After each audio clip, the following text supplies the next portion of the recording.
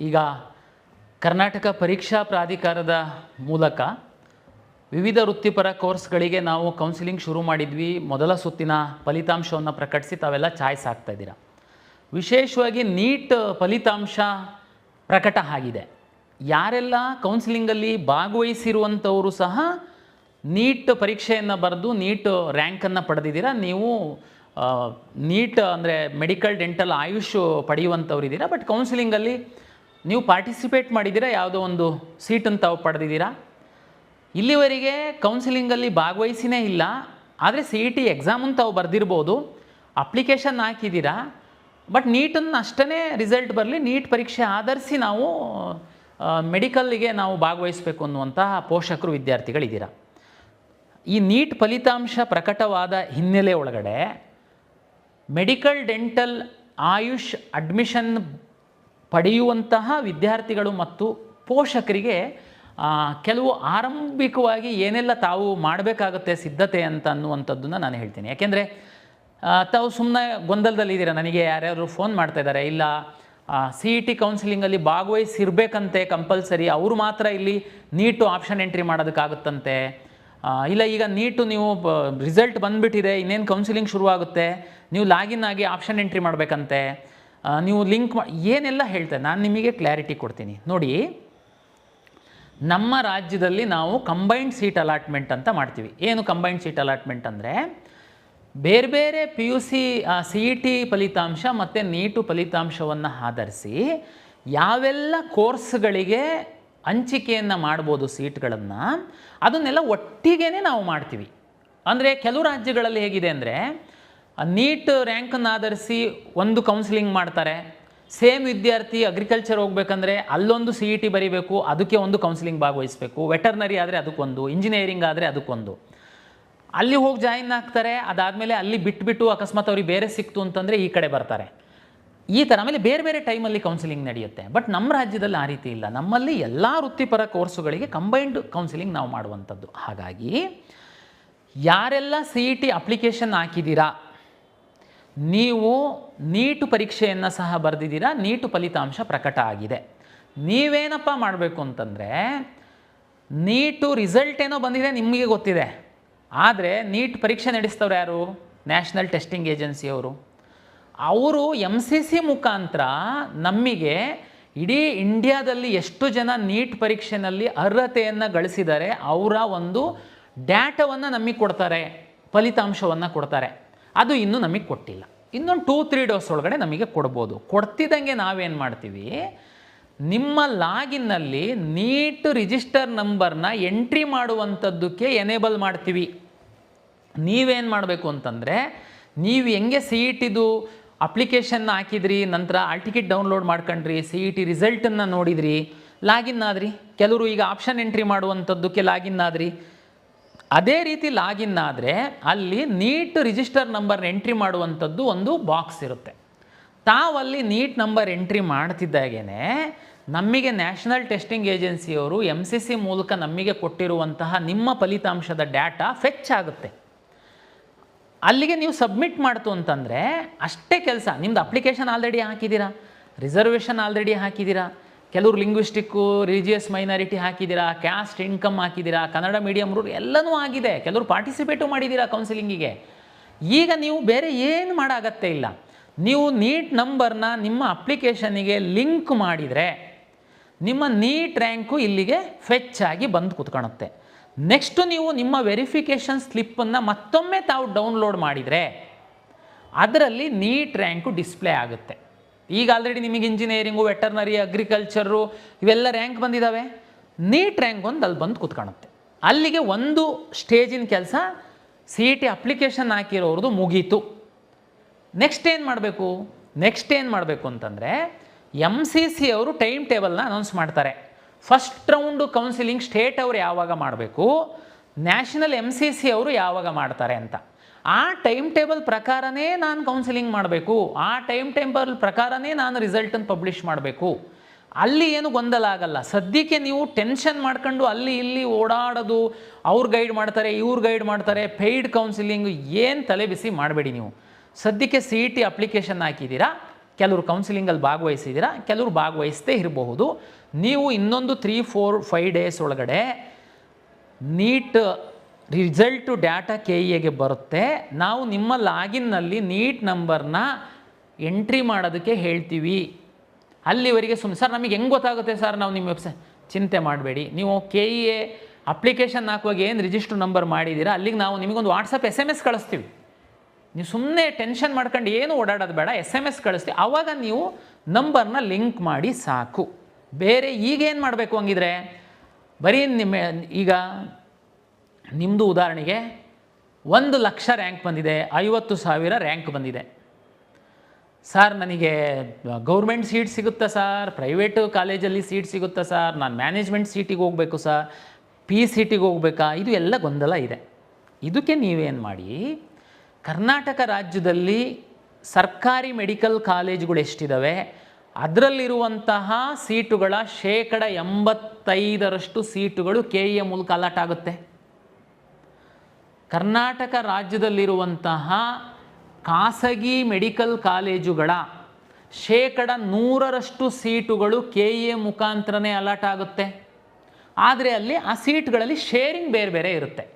ಉದಾಹರಣೆಗೆ ಒಂದು ಖಾಸಗಿ ಮೆಡಿಕಲ್ ಕಾಲೇಜ್ ಇದೆ ಅಂದರೆ ಅದರಲ್ಲಿ 100 ಸೀಟುಗಳಿದೆ ಅಂತಂದರೆ 40 ಸೀಟುಗಳು KEA ಮೂಲಕ ಸರ್ಕಾರಿ ಫೀಸಿಗೆ ಹಂಚಿಕೆ ಮಾಡಲಾಗುತ್ತೆ.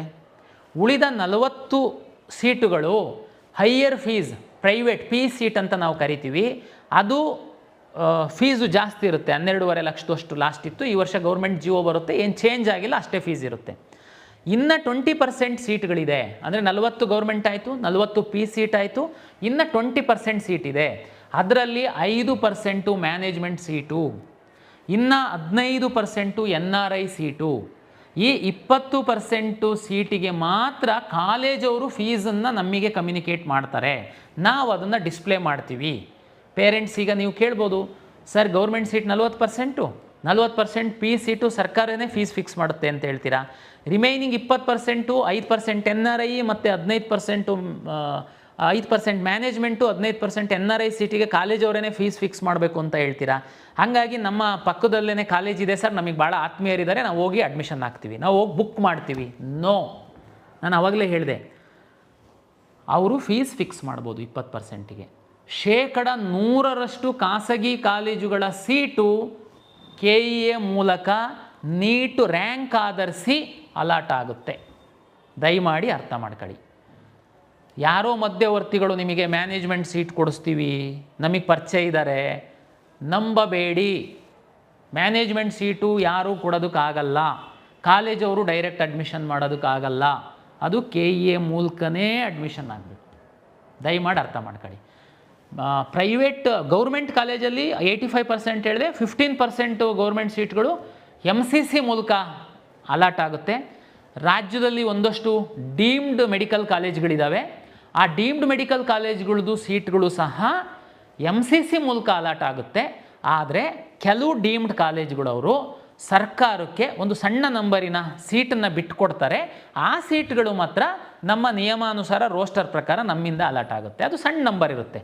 ಹೆಚ್ಚು ಸೀಟ್ಗಳು ಡೀಮ್ಡ್ ಕಾಲೇಜ್ಗಳದ್ದು ಸೀಟೆಲ್ಲ ಅಲಾಟ್ ಆಗುವಂಥದ್ದು ಡೆಲ್ಲಿಯ MCC ಮೂಲಕ. ದಯಮಾಡಿ ಮೆಡಿಕಲ್ ಆಸ್ಪಿರೆಂಟ್ ಏನಿದ್ದೀರಾ, ನೀವು ಗೊಂದಲಕ್ಕೊಳಕಾಗಕ್ಕೆ ಹೋಗಬೇಡಿ. ಇನ್ನು ಕೆಲವರು ಸರ್ ನಾವು ಮೆಡಿಕಲ್ಗೆ ಮಾತ್ರ ಆಸ್ಪಿರೆಂಟ್ ಇದ್ವಿ, ಹಾಗಾಗಿ ನಾವು KCET ಅಪ್ಲಿಕೇಶನ್ನೇ ಹಾಕಿರಲಿಲ್ಲ, ಈಗ ನಾವು ಮೆಡಿಕಲ್ಲು ನೀಟ್ ಎಕ್ಸಾಮ್ ಬರೆದಿದ್ವಿ, ರಿಸಲ್ಟ್ ಬಂದಿದೆ, ನಾವೇನು ಮಾಡಬೇಕು? ನೀವು ಅಪ್ಲಿಕೇಶನ್ ಹಾಕಿ. ಅಪ್ಲಿಕೇಶನ್ ಹಾಕಕ್ಕೆ ಕೇಳಿದ್ದೀವಿ, ದಯಮಾಡಿ ತಾವು ನೀವು ಫ್ರೆಶ್ಶಾಗಿ ಅಪ್ಲಿಕೇಶನ್ ಹಾಕಬೇಕು. ಯಾಕೆಂದರೆ ಏನಾಗುತ್ತೆ, ಇಲ್ಲಿ ಬೇರೆ ರಾಜ್ಯದಲ್ಲಿ ಸಹ ಕನ್ನಡಿಗರು ಹೋಗಿರ್ತಾರೆ, ಅವರು ಅಷ್ಟೊಂದು ಆ ಟೈಮಲ್ಲಿ ಗಮನ ಹರಿಸಿರ್ಲಿಕ್ಕಿಲ್ಲ, ಅವ್ರುಗಳೆಲ್ಲ ಈಗ ಅರ್ಜಿ ಹಾಕಬಹುದು. ಸರ್ ಕರ್ನಾಟಕದ ನೀಟ್ ರ್ಯಾಂಕ್ ಯಾವಾಗ ಬಿಡ್ತೀರಾ?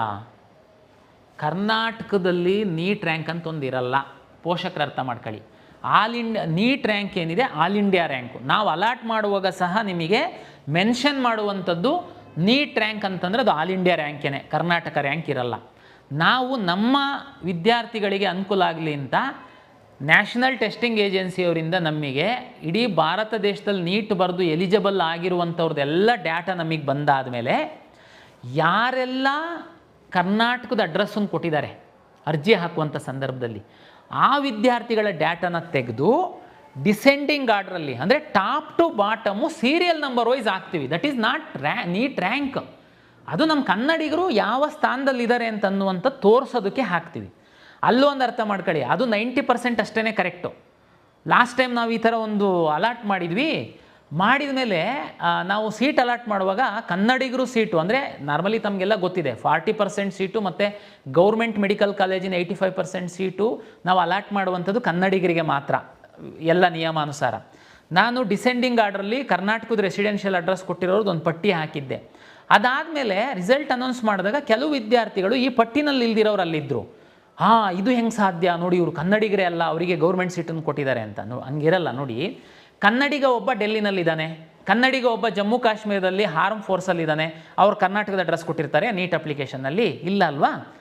ಅವನು ಈಗ ನೀಟ್ ಅಪ್ಲಿಕೇಶನ್ ಹಾಕುವಾಗ ರಿಜಿಸ್ಟ್ರ್ ಮಾಡಿರ್ತಾನೆ, ಅವನದು ಡಾಕ್ಯುಮೆಂಟ್ ವೆರಿಫಿಕೇಷನ್ ಮಾಡ್ತೀವಿ, ಅವ್ರ ತಂದೆ ತಾಯಿ ಕನ್ನಡಿಗರ ಅಂಥೇಳಿ. ಹಂಗಾಗಿ ಅದಕ್ಕೆ ನಾನು ಹೇಳಿದ್ದು, ನಮ್ಮ ಡಿಸೆಂಡಿಂಗ್ ಆರ್ಡ್ರಲ್ಲಿ ಏನು ಹಾಕ್ತೀನಿ, ನೀಟ್ ಅರ್ಜಿಯಲ್ಲಿ ಕರ್ನಾಟಕದ ವಿಳಾಸ ಕೊಟ್ಟಂಥವ್ರದನ್ನು ನಾನು ಡಿಸೆಂಡಿಂಗ್ ಆರ್ಡ್ರಲ್ಲಿ ಹಾಕ್ತೀನಿ. ಅದಲ್ಲದೇನೂ ಸ್ವಲ್ಪ ಜನ ಕನ್ನಡಿಗರು ಅದರಿಂದ ಮಿಸ್ ಆಗಿರ್ತಾರೆ, ಅದು ಹಾರ್ಡ್ಲಿ ಒಂದು 5 to 10%. ಇದು ತಮ್ಮ ಮಾಹಿತಿಗೋಸ್ಕರ ಅಷ್ಟೇ. ಬಟ್ ಅದನ್ನು ನಾವು ಮಾಡ್ತೀವಿ, ನಿಮಗೆ ಇನ್ನೊಂಚೂರು ಐಡಿಯಾ ಬರುತ್ತೆ.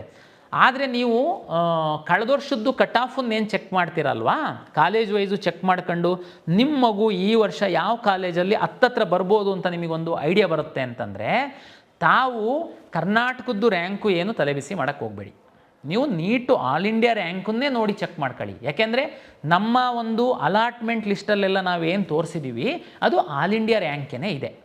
ಉದಾಹರಣೆಗೆ ನೀವು ನಿಮಗೆ ಈಸಿ ಆಗೋದಕ್ಕೆ ಸುಮ್ಮನೆ ಗೂಗಲ್ ಹುಡ್ಕೋದು ಅಲ್ಲಿ ಇಲ್ಲಿ ಎಲ್ಲೂ ಹುಡ್ಕಕ್ಕೆ ಹೋಗಬೇಡಿ. ಕರ್ನಾಟಕ ಪರೀಕ್ಷಾ ಪ್ರಾಧಿಕಾರದ ವೆಬ್ಸೈಟ್ ಓಪನ್ ಮಾಡಿ, ಆ ಕೆಳಗಡೆ ಕಾರ್ನರಲ್ಲಿ KEA ಚಾರ್ಟ್ ಬಾಟ್ ಅಂತ ಒಂದಿದೆ ಐಕಾನು, ಅದ್ರ ಮೇಲೆ ಕ್ಲಿಕ್ ಮಾಡಿ ಕಳೆದ ವರ್ಷದ್ದು ಕಟ್ ಆಫ್ ರ್ಯಾಂಕ್ ಬೇಕಂತೇಳಿ ಕ್ಲಿಕ್ ಮಾಡಿ. ಅಲ್ಲಿ ನಿಮಗೆ ಕಳೆದ ವರ್ಷದ್ದು ಕಾಲೇಜ್ ವೈಸ್ ರ್ಯಾಂಕ್ ಸಿಗುತ್ತೆ, ಗ್ರೂಪ್ ವೈಸ್ ಅಂದರೆ caste wise 3A 3B 2A ಸಿಗುತ್ತೆ, ಮ್ಯಾನೇಜ್ಮೆಂಟ್ ಸೀಟ್ದು ಕಟ್ ಆಫು ಏನಿತ್ತು first round second round mop-up round, ಯಾವ್ಯಾವ ರೌಂಡಲ್ಲಿ ಯಾವ್ಯಾವ ಕಾಲೇಜಲ್ಲಿ ಯಾವ್ಯಾವ ರ್ಯಾಂಕಿನ ವಿದ್ಯಾರ್ಥಿಗಳಿಗೆ ಸೀಟು ಸಿಕ್ಕಿದೆ ಅನ್ನುವಂಥದ್ದು ನಿಮಗೆ ಒಂದೇ ಇದರಲ್ಲಿ ಸಿಕ್ಬಿಡುತ್ತೆ. ನೀವು ಯಾರಿಗೆ ಕೇಳೋದು ಬೇಕಾಗಿಲ್ಲ. ನಮ್ಮ ವೆಬ್ಸೈಟಲ್ಲಿ ಅದು ಸೌಲಭ್ಯ ನಾವು ಮಾಡಿಕೊಟ್ಟಿದ್ವಿ. ದಯಮಾಡಿ ಆ ಸೌಲಭ್ಯನ ಬಳಸ್ಕೊಳ್ಳಿ. ಮುಂದಿನ ಒಂದು ವಾರ ಆಗ್ಬೋದು ನನ್ನ ಪ್ರಕಾರ ಡೇಟಾ ಬಂದು ನಾವು ನಿಮಗೆ ಮೆಡಿಕಲ್ ಎಜುಕೇಷನಿಂದ ನಮಗೆ ಈ ವರ್ಷದ್ದು ಮೆಡಿಕಲ್ ರಿಲೇಟೆಡ್ ಸೀಟ್ ಮ್ಯಾಟ್ರಿಕ್ಸ್ ಬಂದು ನಾನು ಕೌನ್ಸಿಲಿಂಗ್ ಶುರು ಮಾಡುವಂಥದ್ದು. ತಮಗೆಲ್ಲ ಗೊತ್ತಿದೆ, ಈಗ ಫಸ್ಟ್ ರೌಂಡು ಇಂಜಿನಿಯರಿಂಗ್ ಕೋರ್ಸ್ ಎಲ್ಲ ಏನು ಚಾಯ್ಸ್ ಫಿಲ್ಲಿಂಗು ಮುಗಿದು ಏನು ನೆಕ್ಸ್ಟು ರೌಂಡೊಂದು ಶುರು ಮಾಡೋದ್ರೊಳಗಡೆ ಅದು ಬರುತ್ತೆ, ಎನೇಬಲ್ ನಾವು ಮಾಡ್ತೀವಿ. ಅಲ್ಲಿವರೆಗೆ ನೀವು ಹೋಮ್ವರ್ಕ್ ಮಾಡ್ಕೊಳ್ಳಿ. ಸುಮಾರು ಜನ ಯಾರು ನಾನೀಗಾಗಲೇ ಬೇರೆ ವಿಡಿಯೋದಲ್ಲಿ ಕ್ಲಾರಿಫೈ ಮಾಡಿದ್ದೀನಿ, ಯಾರು ಕೌನ್ಸಿಲಿಂಗಲ್ಲಿ ಭಾಗವಹಿಸಿದ್ದೀರಾ, ಮೆಡಿಕಲ್ ಆಸ್ಪರೆಂಟ್ ಇದ್ದೀರಾ, ದಯಮಾಡಿ ಅಡ್ಮಿಷನ್ ಆಗೋಕ್ಕೆ ಹೋಗಬೇಡಿ. ಚಾಯ್ಸ್ 2 ಹಾಕಿ ವೆಯ್ಟ್ ಮಾಡಿ. ನಾನು ಮೆಡಿಕಲ್ಲು ಡೆಂಟಲ್ ಆಯು ಸೀಟ್ ಮೆಟ್ರಿಕ್ಸ್ ಬರ್ತಿದ್ದಂಗೆ ನಿಮ್ಮ ಲಾಗಿನಲ್ಲಿ ಡಿಸ್ಪ್ಲೇ ಆಗುತ್ತೆ, ತಾವು ಅದಕ್ಕೆ ಆಪ್ಷನ್ ಎಂಟ್ರಿ ಮಾಡ್ಬೋದು. ಫಾರ್ಮಸಿ ಕೋರ್ಸು ಏನು 2 ಇತ್ತು, B ಮತ್ತು D ಫಾರ್ಮಾ, ಅದು ನಮಗೆ ಸೀಟ್ ಮೆಟ್ರಿಕ್ಸ್ ಬರಲಿಲ್ಲ, ಹಂಗಾಗಿ ನಾವು ಎನೇಬಲ್ ಮಾಡಿಲ್ಲ. ಅವರು ಸೀಟ್ ಮೆಟ್ರಿಕ್ಸ್ ಕೊಡ್ತು ಅಂತಂದರೆ ಸೆಕೆಂಡ್ ರೌಂಡಲ್ಲಿ ನಾವು ಎನೇಬಲ್ ಮಾಡ್ತೀವಿ. ಕರ್ನಾಟಕ ಪರೀಕ್ಷಾ ಪ್ರಾಧಿಕಾರ ಬೇರೆ ಬೇರೆ ಇಲಾಖೆಗಳು ಕೊಡುವಂಥದ್ದನ್ನೆಲ್ಲ ತೆಗೆದುಕೊಂಡು ನಾವು ಕೌನ್ಸಿಲಿಂಗ್ ಮಾಡುವಂಥದ್ದು. ನಿರಂತರವಾಗಿ ಎಲ್ಲ ಇಲಾಖೆಗಳ ಜೊತೆ ನಾವು ಸಂಪರ್ಕದಲ್ಲಿದ್ದು ಮನವಿಯನ್ನು ಮಾಡಿ ಆದರೆ ನಾವು ಟೈಮ್ ಟೇಬಲ್ ಸಹ ಫಾಲೋ ಮಾಡಬೇಕಾಗುತ್ತೆ. ಹೆಚ್ಚು ವಿದ್ಯಾರ್ಥಿಗಳ ಹಿತದೃಷ್ಟಿಯನ್ನು ಸಹ ನಾವು ಕಾಪಾಡಬೇಕಾಗುತ್ತೆ. ಹಾಗಾಗಿ ನಾವು ಕೆಲವೊಮ್ಮೆ ಟೈಮ್ ಟೇಬಲಿಗೆ ಸ್ಟಿಕನ್ ಆಗಬೇಕಾಗುತ್ತೆ. ಫಸ್ಟ್ ರೌಂಡು ಕೊನೆ ತನಕ ನಾವು ಕಾದರೂ ಅವ್ರು ಕೊಟ್ಟಿಲ್ಲ, ಈ ರೌಂಡಲ್ಲಿ ಅವರು ಕೊಡ್ತಾರೆ ಅಂತ ಭಾವಿಸಿದ್ದೀನಿ. ಕೊಡ್ತಿದ್ದಂಗೆ ನಾನು ಎನೇಬಲ್ ಮಾಡ್ತೀನಿ. ಯಾರು ಫಾರ್ಮಸಿ ಆಸ್ಪಿರೆಂಟ್ಸ್ ಇದ್ದೀರಾ, ತಾವು ಈಗ ಅಕಸ್ಮಾತ್ ಯಾವುದಾದ್ರೂ ಬೇರೆ ಕೋರ್ಸ್ ಹಾಕಿದರೆ, ಯಾರು ಮೆಡಿಕಲ್ ಆಸ್ಪಿರೆಂಟ್ ಇದ್ದೀರಾ, ಡೆಂಟಲ್ ಆಸ್ಪಿರೆಂಟ್ ಇದ್ದೀರಾ, ಆಯುಷ್ ಆಸ್ಪಿರೆಂಟ್ ಇದ್ದೀರಾ, ಈಗ ನೀವು ಕೌನ್ಸಿಲಿಂಗಲ್ಲಿ ಭಾಗವಹಿಸಿ ತಮ್ಗೆ ಯಾವುದಾದ್ರೂ ಸೀಟ್ ಸಿಕ್ಕಿತ್ತು ಅಂತಂದರೆ ತಾವು ದಯಮಾಡಿ ಚಾಯ್ಸ್ 2 ಹಾಕಿ ವೆಯ್ಟ್ ಮಾಡಿ. ಗಡಿಬಿಡಿನಲ್ಲಿ ಅಡ್ಮಿಷನ್ ಆಗೋದಕ್ಕೆ ಹೋಗಬೇಡಿ. ನೆಕ್ಸ್ಟ್ ರೌಂಡಲ್ಲಿ ಅದನ್ನೆಲ್ಲ ಸೇರಿಸ್ಕೊಂಡು ನಾವು ಸೀಟ್ ಅಲಾಟ್ಮೆಂಟ್ ಮಾಡ್ತೀವಿ. ಹಾಗಾಗಿ ಇದು ವಿಶೇಷವಾಗಿ ಒಂದು ಸಣ್ಣ ವಿಡಿಯೋ. ನೀಟ್ ಪರೀಕ್ಷೆ ಬರೆದು ಫಲಿತಾಂಶ ಪ್ರಕಟ ಆಗಿ ಇರುವಂತಹ ಪೋಷಕರು ವಿದ್ಯಾರ್ಥಿಗಳಿಗೆ ನಮಗೆ ಸೀಟ್ ಸಿಗುತ್ತೋ ಬಿಡುತ್ತೋ ಸಿಗಲ್ವೋ ಏನು ಮಾಡಬೇಕು ಅದೆಲ್ಲ ಗೊಂದಲಕ್ಕೆ ಪರಿಹಾರ ಕಳೆದ ವರ್ಷದ್ದು ಕಟ್ ಆಫನ್ನು ನೋಡಿ ನೀವೊಂದು ತೀರ್ಮಾನ ಮಾಡಿ. ಸರ್ ಅದು ಮ್ಯಾನೇಜ್ಮೆಂಟಿಗೆ ಹೋಗ್ಬೇಕಾ, PCTಗೆ ಹೋಗ್ಬೇಕಾ, ಅಕಸ್ಮಾತ್ ಪ್ರೈವೇಟ್ ಸೀಟ್ ಸಿಕ್ತು ಅಂತಂದರೆ ನಾನು ನೆಕ್ಸ್ಟ್ ರೌಂಡಲ್ಲಿ ಏನು ಮಾಡಬೇಕು, ಅದು ಎಲ್ಲ ನಾನು ಹೇಳ್ತೀನಿ ಮುಂದಿನ ವಿಡಿಯೋದಲ್ಲಿ. ಒಮ್ಮಿಗೆ ಎಲ್ಲ ತಲೆಬಿಸಿ ಮಾಡಬೇಡಿ. ಸದ್ಯಕ್ಕೆ ಎಲ್ಲ ಕಳೆದ ಹಿಂದಿನ ವರ್ಷಗಳು ಕಟ್ ಆಫ್ ನೋಡ್ಕೊಳ್ಳಿ. ನಾನು ಲಿಂಕನ್ನು ಓಪನ್ ಮಾಡಿದಾಗ ನಿಮ್ಮ ನೀಟ್ ರ್ಯಾಂಕನ್ನು ಇನ್ಸರ್ಟ್ ಮಾಡಿ ನಿಮ್ಮದು ವೆರಿಫಿಕೇಷನ್ ಸ್ಲಿಪ್ಪನ್ನು ಡೌನ್ಲೋಡ್ ಮಾಡ್ಕೊಳ್ಳಿ. ಅದರಲ್ಲಿ ನಿಮ್ಮ ನೀಟ್ ರ್ಯಾಂಕು ಡಿಸ್ಪ್ಲೇ ಆಗುತ್ತೆ. ಇಷ್ಟೇ ಈಗ ಮಾಡಬೇಕಾಗಿರೋದು ನೀಟ್ ಆಸ್ಪರೆಂಟ್ಸು. ಇಲ್ಲಿವರೆಗೆ ಅರ್ಜಿನೇ ಹಾಕಿಲ್ದಿರೋರು ಮಾತ್ರ ಅರ್ಜಿ ಹಾಕೋದಕ್ಕೆ ನಾನು ರಿಕ್ವೆಸ್ಟ್ ಮಾಡ್ತೀನಿ. Thank you.